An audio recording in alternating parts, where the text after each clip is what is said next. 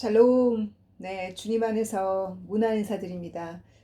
이번 주 뉴스를 보니까 이스라엘이 이란을 크게 공격했잖아요.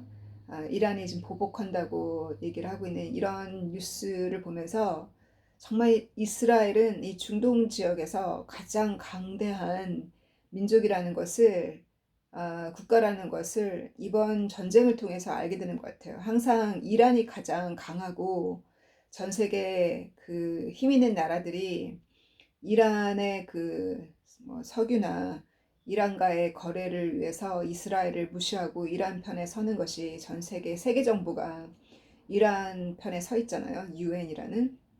이스라엘이 이렇게 이란을 두려워하지 않고 성제 공격을 하는 것을 보면서 정말 하나님의 뜻이, 하나님의 구원의 뜻이, 이스라엘을 향한 하나님의 그 뜻이 이루어지기를, 하나님의 뜻이 이루어지기를 기도합니다. 인간의 뜻이 아니라. 그래서 이 에스겔서 38장 7절 이하를 보면 이 곡 마곡의 전쟁을 보면 이 하나님께서 이스라엘의 아름다운 나라에 이 곡을 끌어들인다. 그 마곡에 있는 곡을 끌어들인다 했는데 그 곡이 바로 러시아와 터키, 우크라이나 이 지역이거든요. 음, 그 흑해 바로 위에 있는 땅, 그러니까 러시아나 터키나 이 지역인데 그 곡에게 뭐라고 얘기했냐면 이스라엘이 여러 날을 미래에 그 이스라엘 민족이 전쟁으로부터 겨우 회복한, 전쟁을 통해서 겨우 승리하고 회복한 이스라엘 땅을 그 곡이 러시아나 시리아나 아니면 이란이나 그 곡이 어디로 들어온다? 이 아름다운 이 땅으로 인베이딩 한다는 거예요. 그래서 인베이딩 하기 전에 분명히 그들이 먼저 전쟁에서 회복했다라고 표현했거든요. 그럼 전쟁에서 이겼다는 얘기잖아요. 이스라엘 민족이 전 세계로 흩어졌다가 전 세계에 있는 흩어진 자들이 이스라엘 산에 모여서 이스라엘로 다시 돌아와서 그 지온이잖아요. 지온, 예루살렘. 지온주의자라고 하죠. 그 시오니즘을 받은 그 묵시를 믿고 그 계시를 믿고 그 말씀이 이루어질 것을 믿는 자들이, 하나님의 뜻이 이 예루살렘에 이루어질 것을 믿는 자들이 자기 민족으로 돌아왔잖아요. 그들이 이 전쟁의 소문을 듣고 작년 10월부터 지금까지 더 많은 이스라엘 학생들과 유학생들이 다 자기 민족으로 돌아가서 이 전쟁에 참여하고 민족을 지키고 있는 그들이 결국은 승리한다는 거예요. 이 지금의 전쟁의 승세를 볼 때 그들이 승리하고 나서, 그리고 나서 곡이 이 아름다운 땅을 인베이딩 하도록, 침략하도록 하나님 허락하셨거든요. 허락하신 이유는 결국은 이스라엘 민족 앞에 믿는 자나 믿지 않는 자나, 그리스도를 믿는 자나 믿지 않는 자나, 주이시 크리스찬이나 크리스찬이 아닌 주이시나, 그들 앞에 하나님이 하시는 심판을 보여주기 위함이라 하셨어요. 그래서 이 랩처가, 휴거가 일어나면 그 이후에 안티크라이스트가 일어나잖아요. 그 안티크라이스트는 이스라엘을 공격해오는 10개의 민족 중에 3개의 민족을 넘어뜨리고, 이집트와 리비아와 에티오피아와 수단을 넘어뜨리고 일어서는 그 안티크라이스트가 적그리스도가 일어선다 그랬어요. 휴거 이후로. 그럼 휴거 이후로 사람들이 휴거를 과연 어떻게 설명하겠어요? 크리스찬이나 전 세계 지도자들이 어떻게 휴거를 증명하겠어요? 어떻게 커버하겠어요? 분명히 전 세계를 통치하기 위해서는 전 세계를 위협하는 적이 있어야 전 세계를 통치하잖아요. 분명히 그들은 하나님이 이 세상을 창조했다라는 말은 듣지 않고 수천 년 동안 외쳐온 선지자들의 말과 2000년 동안 예수님과 예수님의 제자들이 선포해온 하나님이 이 세계를 창조하셨고 주님이 다시 오시는 그날이 마지막 심판의 날이라고 얘기를 해도 믿지 않는 이 믿지 않는 자들이 에얼리언이 이 세상을 창조했고 에얼리언이 우리에게 지능과 지식을 주었다 그러면 믿을 사람들이에요. 하나님이 창조했다고 하는 것은 믿지 않고 한 학자가 얘기하는 에볼루션을 믿잖아요. 진화론. 그 한 학자의 말을 믿는 것을 볼 때 원숭이가 인간이 되었다고 하는 그 진화론을 믿는 것을 볼 때 그들의 무지함이 얼마나 커요. 하나님께서 하나님을 이 진화론을 믿는 크리스찬들이 많아요. 이 유럽에는 특히 영국의 크리스찬들은 크리스찬이라기보다는 카톨릭이죠. 영국 공회 다니는 이 모든 사람들은 진화론을 거의 믿어요. 제가 금요일 수업에 제 수업이 아니라 다른 분의 금요일 성경 공부에 들어갔다가 제가 진화론이 잘못됐고 창조론이 옳다는 것 성경 규절을 통해서 제가 말씀을 전하니까 저를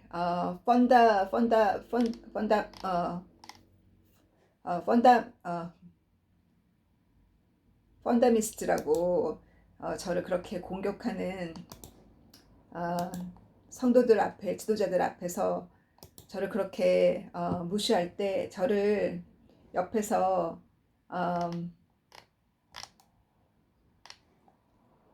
지원하는 목사님이나 저를 옆에서 지원하는 지도자들이 없었어요. 그래서 이렇게 사람들의 시선을 의식하고 하나님이 창조했다는 그 확실한 진리를 외치지 않는 그 지도자들을 보면서 제가 많이 실망했었거든요. 그 창조론을 믿지 않는 자는 그들의 인생 가운데 많은 기적을 볼 수 없어요. 왜냐하면 기적은 하나님께는 기적이 아니에요. 우리한테는 기적이지 예수님이 봉사의 눈을 뜨게 하시고 절름발이가 걷게 했던 그러한 기적, 그 기적은 하나님이 창조하셨기 때문에 재창조할 수 있는 거예요. 하나님이 창조하셨으니까 봉사의 눈을 열게 하신 건 바로 하나님이 창조자니까.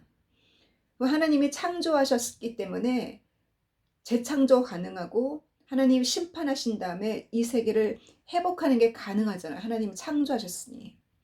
그래서 그 진화론을 믿는 가톨릭이나 영국 공회에 다니시는 분들 인생 가운데는 그 기적들이 믿겨지지 않기 때문에 학자들의 말을 듣고 그러므로 그들의 인생 가운데는 주님이 많은 기적을 보여줄 수가 없어요. 왜? 믿음이 부족하니까.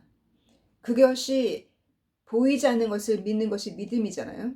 하나님이 창조했다는 것은 이미 우주와 이 모든 세계를 보면 너무나 완벽하게 디자인하셨는데 알면 알수록 과학을 공부하면 공부할수록 얼마나 정확하게 하나님이 1cm도 틀리지 않게 하나님이 자로 재셔서 창조하신 게 너무나 정확한데 그것을 부인하는 크리스찬들을 보면서 그러면 하나님이 원숭이였냐고, 하나님의 형상과 모양으로 인간을 창조하셨는데 그러면 인간이 원숭이가 인간이 됐다는 것을 믿는 크리스찬들에게 제가 그랬어요. 그럼 하나님이 그럼 원숭이였냐고.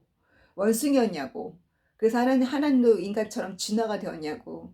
그래서 대화가 안 되는 그들과 그 성경 시간에 논쟁으로 가지 않으려고 제가 짧게 간단하게 말씀을 전했지만 이렇게 하나님께서 우리에게 주신 그 진리의 그 말씀을 선포하고 그 말씀을 정확하게 가르치는 자가 영적인 자예요. 누가 영적인 자냐? 꿈을 꾸고 환상을 보고 귀신을 보고 주님의 음성을 듣는다고 해서 영적인 자가 아니라 그것은 저도 듣고 보았지만 그거는 주님이 제가 말씀대로 살고 말씀을 선포하고 말씀대로 살려고 하는 몸부림을 보았기 때문에, 저의 사랑과 순종과 사랑을 보았기 때문에 주님이 거저 주신 선물이에요. 그거는 은사예요. 주님이 주신 은사, 주님이 주신 선물. 선물을 너무 중심하다 보면, 은사에 빠지다 보면 또 잘못된 곳으로 빠져요. 무엇에 중심해야 하냐면 하나님의 말씀에 중심해야 돼요. 말씀이 곧 예수님이시니까 말씀이 육신화 되신 그 말씀을 선포하고 그 말씀을 잘 가르칠 때, 그때 하나님이 많은 은사도 선물로 주시고 많은 기적을 보여주세요. 이번 주에 어떤 기적이 있었냐면, 그 자폐증에 걸린 아들의 엄마가, 남편도 저를 통해서 전도가 됐잖아요. 그분은 잘하신 거예요. 싱가포르에 있는 자매님도 아주 지혜로우신 거예요. 자기가 하지 못하는 가족 전도를 저를 통해서, 저를 초대해서, 저를 집으로 초대해서 남편을 전도하게 하고 자기 엄마를 전도하게 하고, 또 그래서 어머니랑 영적인 대화를 나눴잖아요. 기도까지 받으셨고, 처음으로 기도를 받으셨고, 그리고 딸도, 제가 목요일날 어린이 수업에 딸도 들어왔었거든요. 짧게라도 들어온 것이 어디예요? 앞으로도 들어온다고 하니까.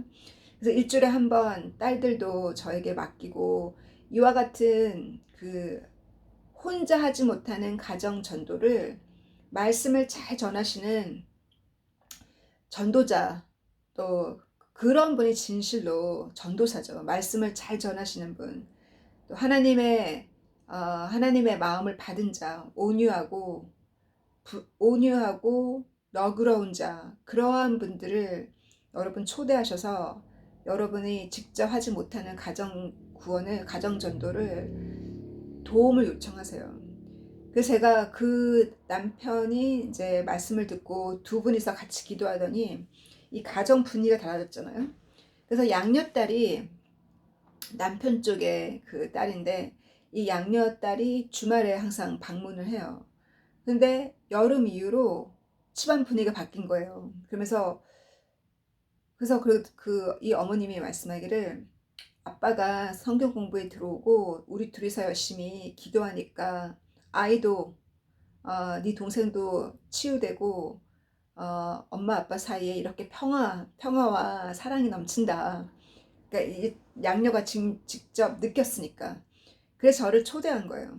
토요일 날 가서 말씀을 전하는데, 믿지 않는 이방인이거든요. 저는 시간이 그렇게 간 줄 몰랐어요. 2시간 반을 설교를 한 거예요. 다 받아들였거든요. 신구약을 제가 다 훑었어요. 666까지. 그리고 휴거와 타락한 천사까지 다 싹 다 훑었거든요. 왜냐하면 그날이 그녀에게 마지막 날일 수 있다는 마음으로 저는 말씀 전했어요.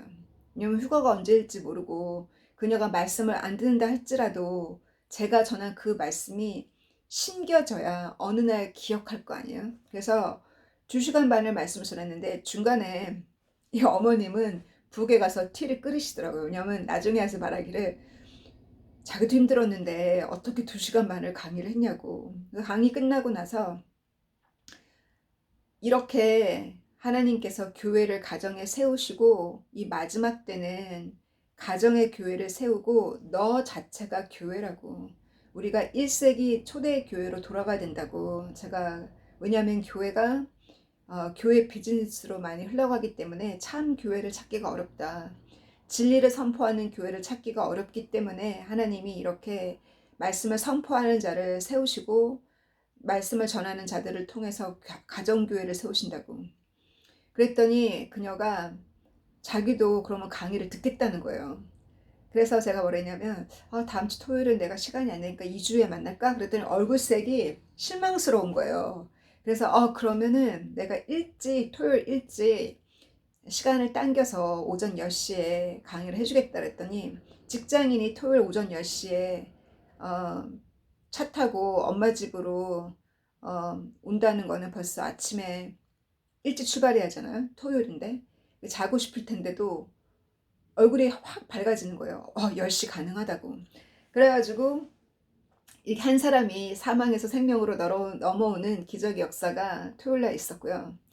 일요일 날도 열심히 말씀을 듣고 은혜 충만한 인도에서 오신 분이 친구를 데려왔어요. 카톨릭 신자고 두바이에서 사시는 분인데 이번 성경 공부가 처음인 거예요. 그러면서 말씀이 너무 좋다고 앞으로 두바이 가기 전까지 계속 일요일날 강의를 들을 거고 두바이 가서도 줌으로 온라인으로 공부할 수 있으니까 그렇게 하겠다고. 그래서 이 한 사람을 잘 가르쳤더니 한 가족이 다 돌아왔고 아들 한 명이 더 들어와야죠. 큰아들이.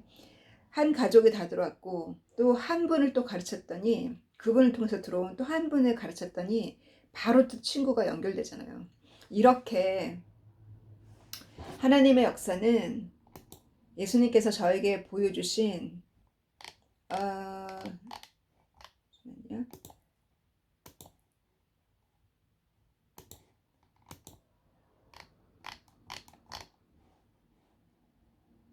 예수님께서 저에게 보여주신 그 153마리라는 것은 바로 이렇게 네트워크로 한 사람이 깨닫고 마태가 깨닫고 마태가 친구들을 다 불러 모아서 예수님을 초대했잖아요. 자기와 같은 세리들을 세금 걷는 자들을 불러 모아서 예수님과 함께 말씀을 공부한 그 마태처럼 그리고 한 가정으로 말미암아서 그의 메리와 마타와 나자로스와 한 오누이가 다 말씀을 듣고 주님의 거처를 제공했던 메리 마타처럼 또 존이 안드레가 말씀을 듣고 베드로를 데려온 것처럼 또 존과 제임스는 두 형제잖아요. 두 형제가 둘 다 예수님의 사도가 되었잖아요. 이렇게 예수님의 복음이 이렇게 가정을 통해서 친구들과 가정의 이 패밀리를 통해서 네트워크로 주의 복음이 구원의 복음의 문이 이렇게 열려가는 거예요. 그물망처럼. 그래서 실망하지 않고 숫자가 적다고 실망하지 말고 또 내 그룹의 셀 그룹이 사람이 적다고 실망할 게 아니라는 거예요. 내 그룹이 결국 두세 명이라 할지라도 두세 명을 제자로 잘 양육하면 어느새 2배, 3배, 3개월, 6개월 안에 2배, 3배가 돼요. 그 사람이 진실로 진리를 깨달으면 그 혜택을 누리기 때문에 그 혜택이 바로 전달돼요. 가족들에게. 얼굴빛이 바뀌기 때문에. 그래서 이 어떻게 도움을 요청하는가, 어떻게 예수님을 그 자기 집안에 누가 아팠을 때 예수님을 집으로 초대했던 그 지혜로운 자, 뽕나무에 올라가서 예수님을 집으로 초대했던 그 지혜로운 자, 주님을 집으로 초대하니 그 안에 구원이 너희 집에 이루어졌다라고 예수님 말씀하셨잖아요. 그래서 그 사람도 세리였죠. 그 사람도 자기의 재산의 절반을 주님한테 드리고 그 가정이 전도가 되지 않았어요. 너의 집안에 구원이 이루었다 했다는 얘기는 그 가족이 다 주께 돌아왔다는 얘기잖아요. 사도 바울도 그렇게 복음을 전할 때 한 집안이 그 집안에서 일하는 하인들까지도 몽땅 구원을 받은 역사가 사도행전에 기록되어 있는 것처럼, 그래서 우리가 멀리 교회 바깥에 멀리 나가서 길거리에 멀리 나가서 외치려고 하고 교회 바깥에 손을 내밀어서 도우려고 하는 것이 아니라 도리어 교회 안에 외로운 자, 교회 안에 고통받고 있는 자, 비록 아무것도 모르는 것 같지만 자꾸 가르치고 자꾸 얘기하면 어느 날은 깊이 깨닫고 말씀 하나가 가슴에 딱 꽂히는 그 하루가 있어요. 그 날이 있어요. 자꾸 그들을 감싸고 말씀 초대에 자꾸 초대하다 보면은 어느 날은 말씀이 가슴에 닿는 날이 있어요. 그래서 이렇게 이스라엘에 일어나는 일들을 볼 때 이스라엘이 승승장구로 이 중동 지역에서 강대국으로 일어서고 나면 하나의 새로운 질서가 잡히겠죠. 그때쯤에 사람들이 평화와 평화롭다, 안전하다라는 말을 할 때쯤에 갑작스러운 디스트럭션이 일어난다고 데살로니가 전서 후서에 기록되어 있잖아요. 그래서 그것이 다니엘서에 말씀한 것처럼 안티크라이스트가 언제 일어난다? 안티크라이스트가 이 열 개의 이스라엘을 공격하는 열 민족이 일어서고, 그리고 그 옆에 한 뿌리, 작은 뿌리 그 옆에 일어선다는 거예요. 이스라엘을 공격하는 10개의 민족과 그 적그리스도가 들어설 때, 그때 그런 징조가 보일 때 바로 예수님이 다니엘서를 인용하셨잖아요. 마태복음 24장에 많은 징조 중에 다니엘이 말한 바 가증한 것이 거룩한 것에 선거들랑 너희는 도망가라고, 절대 뒤돌아서지 말라고 그렇게 예수님이 말씀하신 것처럼 우리는 지금 이 마태복음의 모든 징조를 다 보고 있어요. 제가 그날과 그 시는 알지 못하지만 성령의 감동으로 제가 이 얘기를 하는 것은, 싱가포르의 그 형제님 중에 강의를 들어오셨던 형제님이 뭘 하셨냐면, 자기가 전도한 자매가 갑자기 작년에 세상을 떠나게 됐대요. 11월 달에. 그래서 그 병원을 아침 출근할 때, 퇴근할 때 인사로 들어가라 하면서 어느 날은 그 자매님이 그러더래요. 오늘 정말 좋은 하루를 잘 보내라고 하면서 2년 안에 다시 볼 날이 있을 거라고 그러더래요. 그래서 이 형제님이 얘가 지금 무슨 말을 하나? 나 지금 출근했다가 이따가 오후에 볼게. 이렇게 얘기를 했는데, 일 끝나고 와보니 이미 세상을 떠난 거예요. 물론 크리스찬이죠. 천국 가셨죠. 그래서 그때가 작년 11월 달인 거예요. 그 얘기를 저한테 하면서, 자기가 그 자매님이 세상을 떠날 때 2년 안에 내가 너를 다시 보리라 했더는 그 말 한마디에 자기 인생이 바뀌었다는 거예요. 그러면서 그럼 자기도 2년밖에 안 남았나, 자기 인생이? 아니면 주님이 2년 안에 오시나? 이 두 가지라는 거예요. 그래서 작년 11월부터 지금까지 갑자기 잠이 홀딱 깼다는 거예요, 영적으로. 그 성경을 다시 읽기 시작했대요. 성경을 다시 11월 달부터 성경을 다시 읽기 시작해서 일독을 마쳤을 때쯤에 제가 방문한 거예요. 그리고 성경 공부에 들어오신 거예요. 그래서 제가 너무너무 신기하다고, 저에게도 그 간증이 자극이 되었거든요. 정말 그것이 어떤 의미가 있을까? 정말 주님이 그녀를 통해서 우리에게 묵시를 주신 건가? 그날과 그 시는 알지 못하지만 주님께서 그 1세기 제자들에게 하신 설교 말씀, 사도 요한을 통해서 말씀하신, 사도 요한이 가장 오랫동안 살았으니까 사도 요한이 가르쳤던 제자들이 쓴 책에 보면, 예수님께서 내가 승천한 이후부터 2000년이 차기 전에 내가 다시 오리라 하셨던 그 말씀, 예수님께서 2000년이라 말씀하시지 않고 내가 승천할 때부터 2000년까지 이 사이를 말씀하셨어요. 그러니까 언제인지 알지 못하는 거예요. 그죠? 그래서 매 세대마다 주님의 제자들이 진리를 선포해 왔잖아요. 예수님 승천하신 이후부터 지금까지 2000년을 계산해 볼 때, 만약에 그날이 정확하게 2032년이라면 정말 우리에게는 얼마 남지 않았어요. 그날과 그 시는 알지 못하지만 그러한 마음으로 그 사도 바울이 말한 것처럼 우리의 초점이 이 땅이 아니라 초점이 하늘로, 주님이 우리에게 말씀하신 그 초점으로 우리를 픽스할 때, 우리의 초점을 맞출 때, 픽스할 때, 그때 우리가 블랙리스, 흠없이 주님이 오시는 그날을 준비하게 된다 그랬어요. 이 땅에 초점을 두면 걱정과 염려가 나를 올무가 돼서 나를 묶어요. 예수님께서 마가복음인가 13장인가 아니면 누가복음 21장인가 말세에 대한 말씀하실 때 걱정과 염려를 하다가 어느 날 그 영어 성경의 그 인터내셔널 버전에는 너무 아주 드라마틱하게 표현했어요. 인터내셔널 버전에는 그날이 마치 그 올무에 잡힌 그 트랩처럼 생쥐가 쫙 잡히듯이 걱정과 염려를 하다가 너의 마음이 둔해져서 그 올무에 딱 걸린 것처럼, 덫에 걸린 것처럼 그날이 갑자기 그런 날이 온다고. 주님이 오신 날이 그렇게 된다고.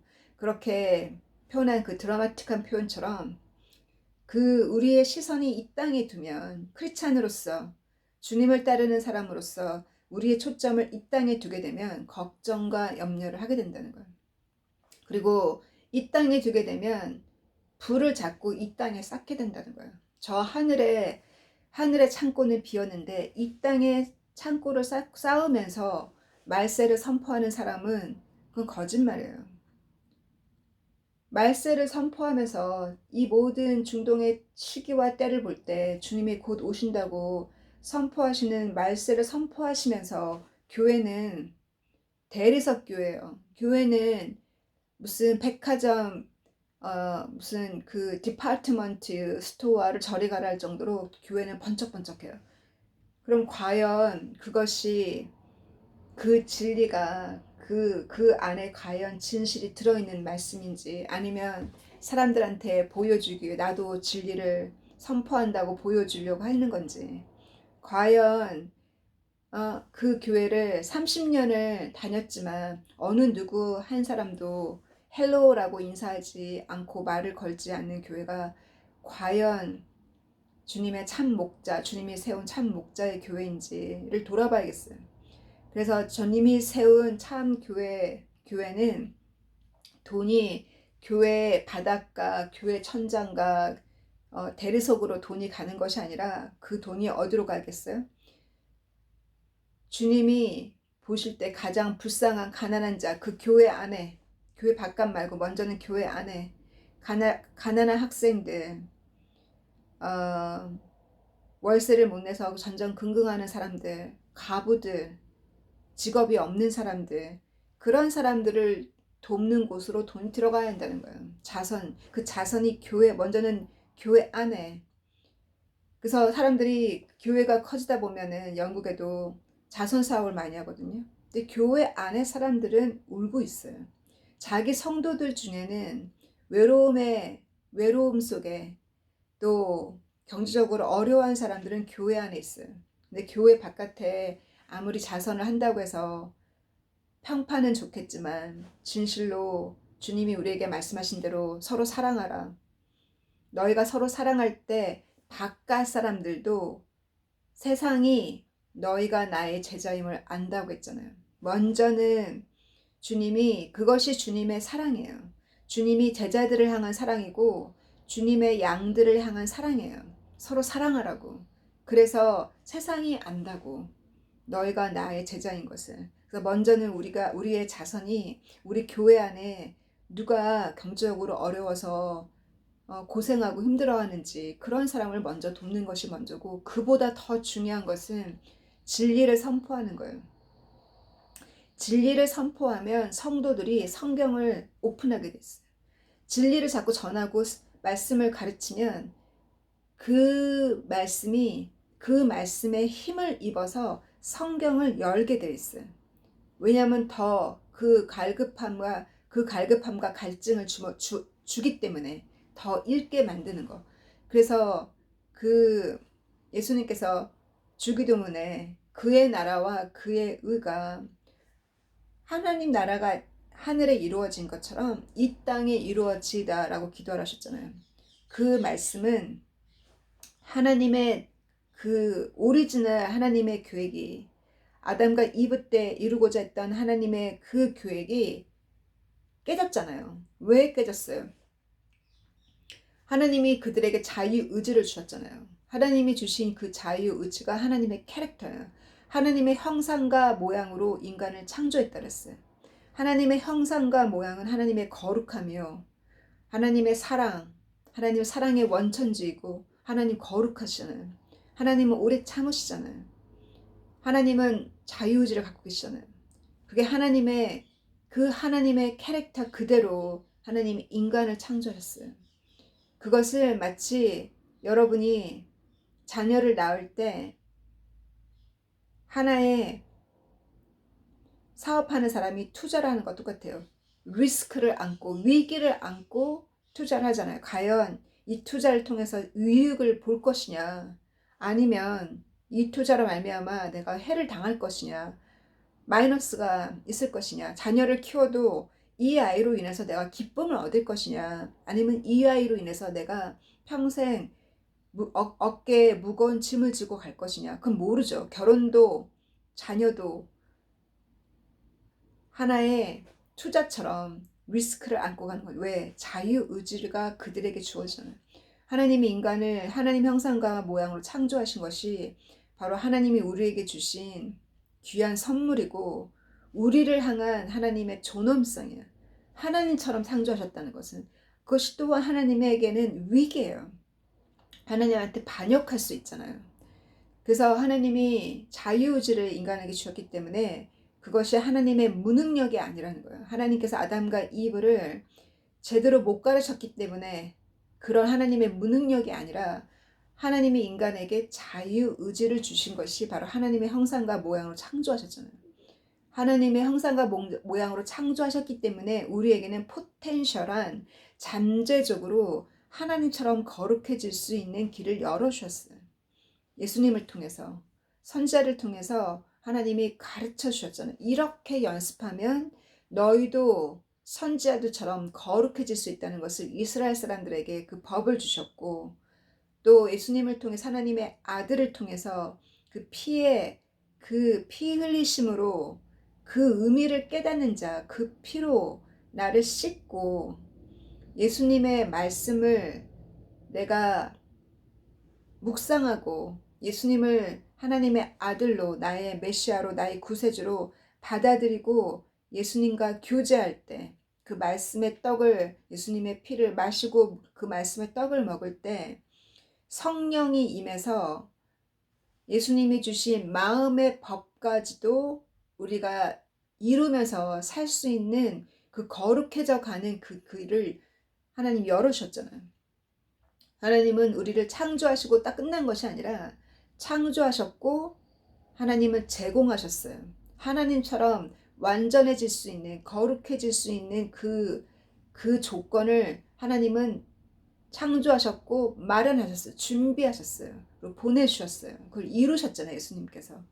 그래서 그 아담과 이브가 그때 하나님이 이루고자 했던 하나님의 그 계획이 깨진 그 계획을 하나님은 하나님의 아들을 통해서, 하나님의 자신이잖아요. 삼위일체 한 몸을 이룬 하나님의 아들을 통해서 제공하셨어요.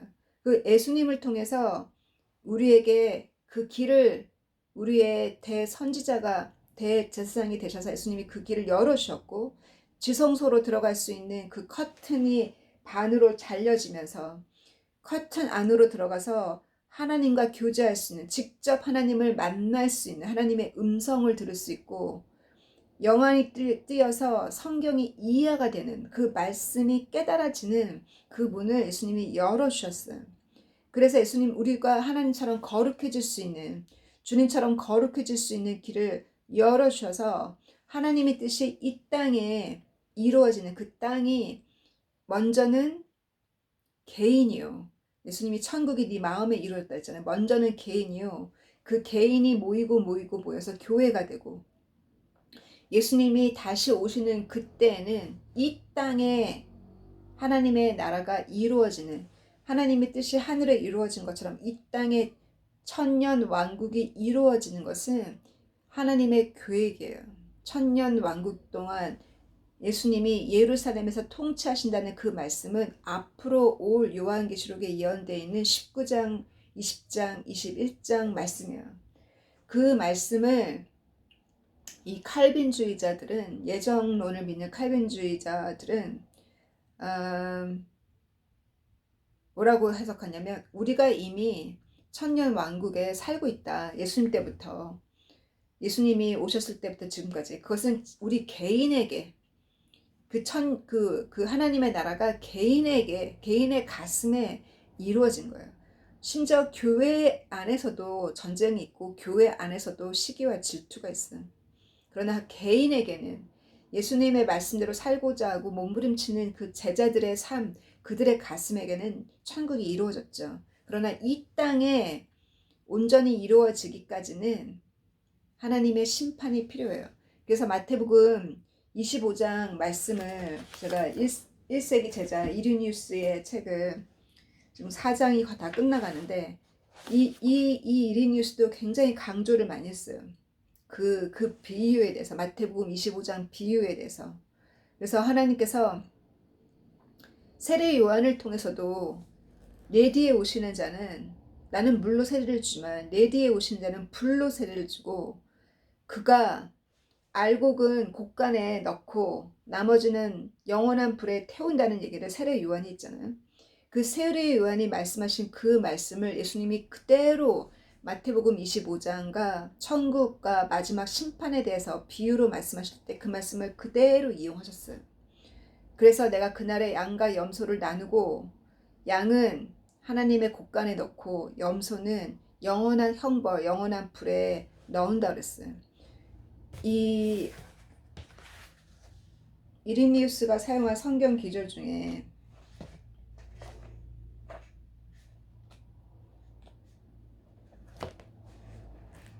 이사야 45장 7절에 보면 하나님께서 빛도 창조하셨고 하나님이 어둠도 창조하셨다 했어요. 하나님께서 천국을 창조하셨고 천국 안에 영원한 형벌인 지옥도 창조하셨고 또 여기 뭐라고 표현했냐면 바깥 어두운 곳도 창조하셨다 했어요. 그 바깥 어두운 곳은 마태복음 25장에 나와 있어요. 영원히 불타는 소금치듯이 영원히 불타는 지옥도 창조하셨고 바깥 어두운 곳도 창조하셨고 그 바깥 어두운 곳에서 슬피 울며 이를 갈미 있으리라 했던 그곳도 창조하셨고 하나님의 나라도 그 천국의 아름다운 세계도 창조하셨어요. 하나님이 이 두 곳을 다 창조하신 이유는 순종하는 자와 순종치 않은 자를 나누기 위함이라고 이리뉴스가 분명히 얘기했거든요. 예수님도 분명히 양과 염소에 대해서 말씀하셨잖아요. 순종하는 자는 하나님께서 예비하신 그 하늘나라의 유산을 받게 하셨고 순종치 않는 자는 아담과 이브가 순종하지 않았던 것처럼 순종치 않는 자들을 넣을 수 있는 곳을 창조했다는 거예요. 그래서 그것은 하나님 말씀대로 순종하는 자를 위해서 어둠의 곳도 창조하신 거예요. 순종하는 자를 하나님께서 상을 주기 위해서. 순종하는 자, 또 집안에 쓰레기통이 있듯이 쓰레기통이 없으면 냄새 나잖아요. 따로 분리를 해야 되잖아요. 악인이 도둑이나 강도가 그러한 강간하는 자가 집안에 방을 주면 평안하게 잠을 자겠어요. 결국은 나누어야 된다는 거예요. 그것이 하나님의 심판이에요. 그래서 심판이 두려운 것이 아니라 순종하는 자에게는 심판을 기다려야 돼요. 그래서 억울하게 사는 자는 재판관한테 가서 얘기를 해야 하잖아요. 그래서 재판관이 그 억울함을 풀어주고 그 자기를 해했던 악인에게 심판을 주잖아요. 형벌을 주잖아요. 그것이 바로 하나님의 공이고 그것이 의인이 그것을 기다려야 돼요. 하나님의 심판을.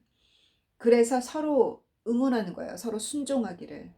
하나님께서 우리에게 자유의지를 주신 것은 그것이 하나님의 형상과 모양이고 그것을 어떻게 사용하느냐, 그것은 우리에게 주어진 우리의 자유의지는 우리의 선택이잖아요. 그 선택을 지혜롭게 하는 자가 바로 하나님의 씨를 받은 사람이에요. 요한 1서 3장에 보면 하나님의 씨를 받은 사람은 다시 태어난 사람이죠. 다시 태어나 죽었다가 다시 태어나 우리가 십자가에 죽고 다시 태어난 자는 죄를 자꾸 짓고 살 수가 없다는 거예요. 자꾸 죄를 짓수 불가능해요. 하나님의 씨를 받은 자는. 그러나 사단의 씨를 데블이라고 보냈거든요. 마귀의 씨가 심겨진 자는 다르다 그랬어요. 그래서 하나님도 계속 씨를 심고 그물망을 통해서 계속 말씀의 씨를 뿌리고 사단도 인본주의의 씨를 계속 뿌리는 거예요. 그 인본주의의 씨가 교회 안으로도 들어와요.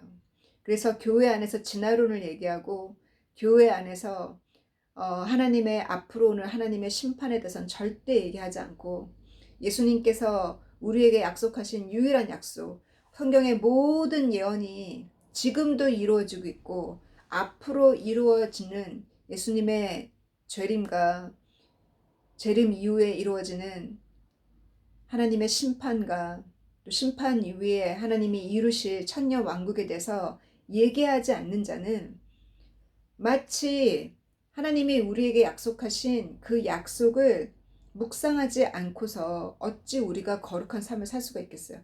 어찌 우리에게 어떤 힘이 있겠어요? 이 세상을 이길 수 있는 힘. 하나님께서 이 아브라함에게 계속 방문하시면서 두 번은 정확하게 육신으로 방문하셨죠. 한 번은 멜기세덱을 통해서 방문하셨고 또 한 번은 세 번, 또 한 번은 하나님의 음성을 통해서 아브라함과 코버넌트를 하나님 언약을 세우셨잖아요. 그래서 모든 그 짐승의 절반을 나누게 하시고 하나님께서 그걸 흠양하시고 아브라함에게 약속하셨잖아요. 너의 후손이 이 땅을 유업으로 받을 것이라고. 그리고 또 예수님께서 두 천사와 함께 방문하셨잖아요. 아브라함과 사라의 믿음을 하나님의 약속에 대한 믿음을 확실하게 믿도록 그 믿음을 키우셨어요. 그것이 하나님의 언약이에요. 아브라함에게 하신 언약, 약속. 그 약속과 언약을 붙들고 가는 사람이 그게 믿음이에요. 그 믿음을 믿고 그렇게 행하는 사람이 바로 살아있는 믿음이잖아요. 지금 우리에게 하나님이 말씀하신 언약이 무엇이겠어요? 예수님께서 너희가 성경을 읽는 것은 그 성경 말씀 안에 무엇이 있다? 영생이 있음을 알고 너희가 성경을 읽는 거라고. 요한복음 5장 39절에. 그런데 그 모든 성경 구절이 나에 대해서 얘기하고 있다고. 우리에게 약속하신 그 언약이 예수님이 앞으로 행하실 일을 그 언약을 통해서 말씀하셨어요. 아브라함에게 계속 강조하신 말씀이 이 땅을 내가 너에게 주겠다. 이 가나안 땅을. 너가 사라를 통해서 낳는 아들이 너의 후손이다. 그거 진정한 너의 씨다라고 계속 강조하신 것처럼 이 시대 예수님이 우리에게 계속 강조하시는 것은 뭐예요? 너희가 성경을 읽는 것은 영생이 있음이고 그 성경의 모든 말씀이 나에 대해서 말하고 있다라고 얘기했던. 근데 그들은 못 알아봤잖아요. 오늘날 많은 크리스찬들이 성경을 읽는 것은 천국에 가기 위함이에요. 교회를 나가는 것은 천국에 가기 위함이에요. 근데 그 모든 성경의 예언들이 지금 이루어지고 있고 그 모든 예언에 앞으로 이루어질 예언은 예수님이 곧 오신다는 거예요. 앞으로 이루어질 예언은 예수님이 천년 왕국을 예수님이 이루신다는 거예요. 그래서 우리의 초점이 이 땅이 아니라 주님이 오시는 그날과 주님이 이루실 천년 왕국에 초점을 둔다면 절대 걱정과 염려를 할 필요가 없어요. 왜? 그날과 그 시를 언제인지를 모르지만 거기다 초점을 맞출 때 내가 필요한 모든 것을 주님이 제공해 주신다 그랬어요. 걱정하지 말라. 무엇을 먹을지, 무엇을 마실지, 무엇을 입을지 걱정하지 말라고. 내가 다 주신다고. 요번에 싱가포르 자매님이 제가 작년에도 한국 갔다 왔을 때 옷을 그렇게 동생이 저한테 옷을 안 입는 옷들을 다 넘겨서 제가 가져온 것처럼 이 싱가포르 자매님이 저에게 드레스 2개, 파자마 2개 세트로 샤워 가운, 뭐 운동복 막 저에게 막 다 던지는 거예요. 자기 필요 없다고. 더워서 못 입는다고. 그래가지고 다 들고 왔어요. 그래서 하나님께서 이렇게 필요한 걸 다 채워주잖아요. 걱정하지 말고 우리의 초점이 예수님이 언약하신 그 언약을 붙들고 가야 돼요. 남편이 해외를 나갔어요. 약혼을 하고 그러면 약혼 반지를 볼 때마다 남편이 오기를 기다릴 거 아니야. 결혼할 날짜를 위해서. 그것이 언약. 이 무지개를 볼 때마다 하나님의 언약을 기억하라 하셨잖아요. 그죠? 예수님이 우리에게 주신 언약. 주님이 우리에게 주신 언약은 내가 곧 오리라. 내가 너에게 줄 상을 기다리고 있다. 이 땅에 하나님의 나라가 이 땅에 다시 이루신다는 거예요. 마지막 아담이 되어서. 그리고 그 징조가 그 예언이 지금 이루어지고 있잖아. 이스라엘에. 그 땅에 지금 이루어지고 있지. 그 모든 징조를 우리가 보고 있잖아요. 그렇다면 우리의 모든 돈이 대리석으로 가고 교회 건물로 가고 돈을 거기에 바를 것이 아니라 진실로 우리가 어떤 삶을 살아야 할지. 과거에 제가 여러분과 나눴던 사회문서에 다마스커스 서류가 있거든요. 챕터가 다마스커스 도큐먼트. 그 챕터를 보면은 사회문서의 도큐멘트를 보면 이 세 가지 죄가 가장 크다 그랬어요. 첫 번째는 성적인 죄. 성적인 죄는 결혼 외에 성관계를 하는 거. 결혼 바깥에. 남자와 남자, 여자와 여자의 성관계도 마찬가지로. 그 얘기는 뭐냐면 결혼은 오직 남자와 여자. 남자와 한 여자가 만난 그 결혼 외에 게이나 레즈비언이나 또 남자친구나 여자친구 사이에 동거하면서 갖는 모든 성적인 관계, 그 죄가 가장 큰 죄요. 왜냐하면 그거는 몸으로 짓는 죄이기 때문에. 두 번째 죄는 웰스라 했어요. 웰스, 부를 축적하는 거, 욕심으로. 세 번째 죄는 성전을 더럽히는 거, 신성모독. 성전을 더럽힌다는 것은 과거 구약에는 성전일 수 있죠. 지금은 우리가 성전이잖아요. 우리 몸 안에 짓는 죄. 또 우리 가정이 성전이잖아요. 우리 가정 안에 일어나는 죄. 그래서 우리 가정 안에 내 사랑하는 아들, 딸들이 결혼도 않고 성관계를 하고 있다면 그건 죄라고 와서 얘기를 해야 돼요. 그만하라고. 그건 죄라고. 아니면 그 집을 나가라고. 차라리 그게 나아요. 왜? 집안에서 죄를 지으면 집안에 마귀와 귀신이 공격해요. 그 죄가 여러분 스스로가 우리 집이 하나님의 성전이라고 하는데 하나님의 성전 안에 그 성적인 죄가 그 성전 안에 있기 때문에 그것이 하나의 사단이 틈타는 조건이 되는 거예요. 그래서 그와 같이 이 세 가지 죄를 얘기했던 그 사회문서처럼 이 마지막 때 제가 무슨 얘기까지 들었지? 예, 주님께서 이 마지막에 우리에게 다시 한번 강조를 하는 것처럼 그 교회를 주님이 우리 안에 세우시려고 하고 그 교회를 우리 가정에 세우고자 하는 거기에 초점을 두고 나를 정결케 하고 내 가족을 정결케 하고 내 가정을 준비시키고 그래서 돈이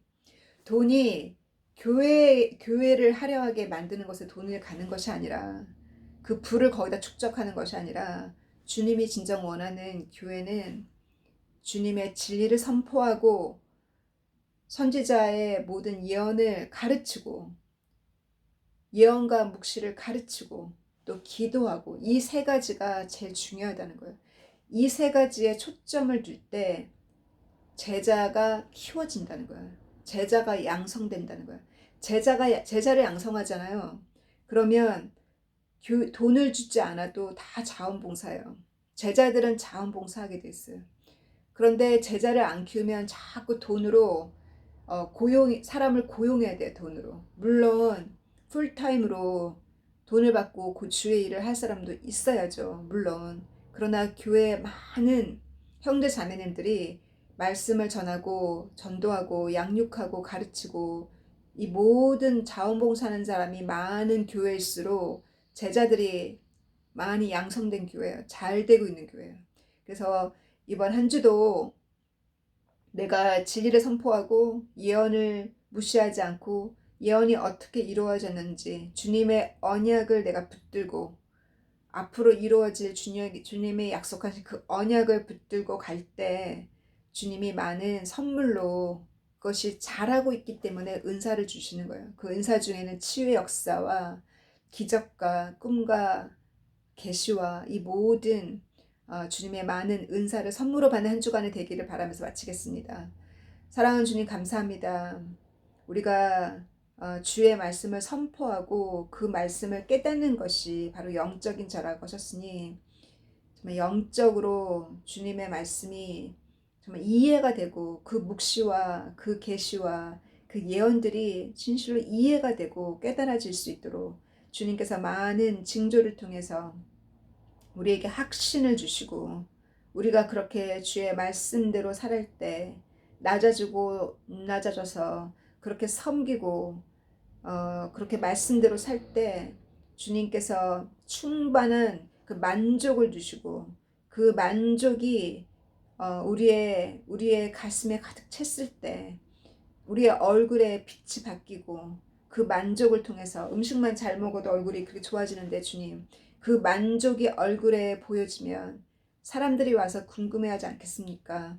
그래서 이 양딸이 그 엄마 아빠의 변화와 그 만족을 보고 집안이 바뀐 그 변화된 것을 보고 말씀으로